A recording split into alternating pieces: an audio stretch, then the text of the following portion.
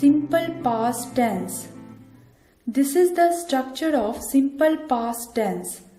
Subject plus V2 plus object. This tense represents a past action. Simple past tense का use हम खत्म हो चुके कार्य के लिए करते हैं. For example, she went to the theatre last night. ये टेंस इम्पॉर्टेंट है. इसके अंतर्गत काफी सारे रूल्स आते हैं जिन्हें मैं लास्ट में डिस्कस करूंगी. अभी आप सिर्फ वर्ब के फॉर्म को याद रखें. सिंपल पास्ट टेंस के साथ V2 का यूज होता है. नाउ पास्ट कंटिन्यूअस टेंस देखते हैं. This is the structure of past continuous tense. Subject plus was, were plus V1 plus ing plus object.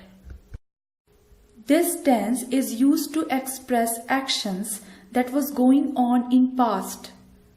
Past continuous tense का यूज ऐसे कार्य के लिए होता है जो पास्ट में हो रहे थे. For example, she was sleeping on the sofa. इस एग्जाम्पल को एक्सप्लेन करने की जरूरत नहीं है. मेनली हमें कुछ स्पेसिफिक केस और शब्दों के साथ पर्टिकुलर टेंस का यूज करना होता है जो कि मैं रूल में डिस्कस करूंगी. बट पहले बाकी बचे हुए टेंस के स्ट्रक्चर को जल्दी से देख लेते हैं. Past perfect tense. This is the structure of past perfect tense. Subject plus had plus V3 plus object. This tense indicates an action occurred in long past. For example, my grandpa had known your father for many years. यहाँ had के बाद V3 का use हुआ है. हमें ध्यान रखना चाहिए has, have, had के तुरंत बाद V3 का यूज करते हैं. या यूं कहें, प्रेजेंट पास्ट या फ्यूचर परफेक्ट टेंस के साथ वर्ब 3 का यूज होता है. Now past perfect continuous tense. This is the structure of past perfect continuous tense. Subject plus had plus been plus V1 plus ing plus for, since plus time information.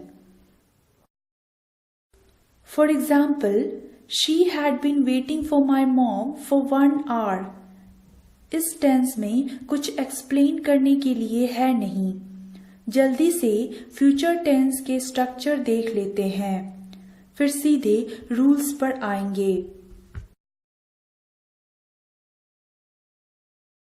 Future tense का use हम भविष्य में होने वाले कार्यों के लिए करते हैं. This is the structure of sentences in simple future tense. Subject plus shall, will plus V1 plus object.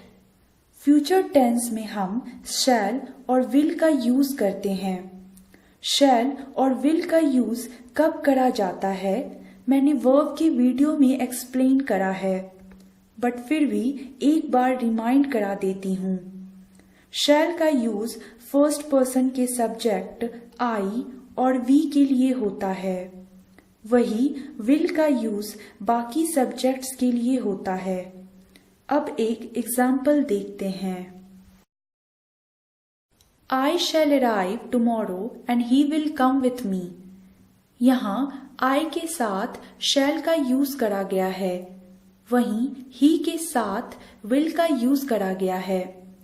Now जल्दी से बचे हुए टेंसेस के स्ट्रक्चर देख लेते हैं.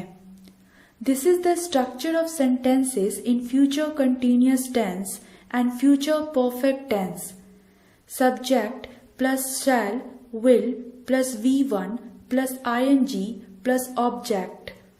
Subject plus shall, will plus V3 plus object.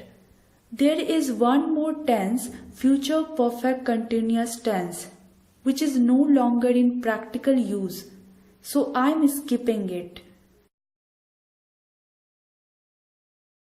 Structure खत्म करने से पहले हमें इन बातों का ध्यान रख लेना चाहिए। हैज, हैव, हैड के साथ V3 का यूज होता है। वहीं has, have, had plus been के साथ V1 प्लस ing का यूज होता है। डू, डज, डिड के साथ V1 का यूज होता है।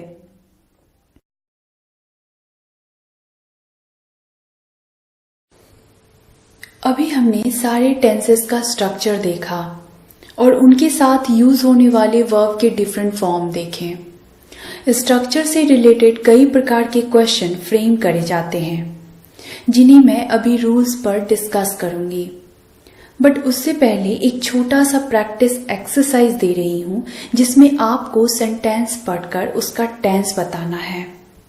हालांकि बहुत इजी है ये एक्सरसाइज, बट फिर भी प्रैक्टिस के लिए I recommend you to do it.